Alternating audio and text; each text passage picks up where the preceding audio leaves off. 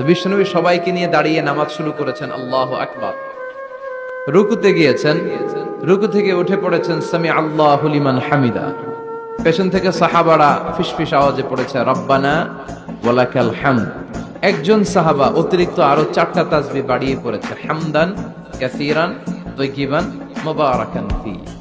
সালাত শেষে বিশ্বনবী সাহাবাকে বললেন, সাহাবীদের দিকে লক্ষ্য করে বললেন যে তোমরা সবাই পড়েছো রব্বানা ওয়ালাকাল হামদ, কে জন্য বাড়িয়ে পড়েছো হামদান কাসীরান তাইয়িবান মুবারাকান ফি। এই 4টা তাসবিহ কে পড়েছো? এটা তো আমি শিখাই নাই, তুমি পেলে কই? কেউ দাঁড়ায় না, ভয়ে। বিশ্বনবী অভয় দিলেন, ভয় পেও না, দাঁড়াও।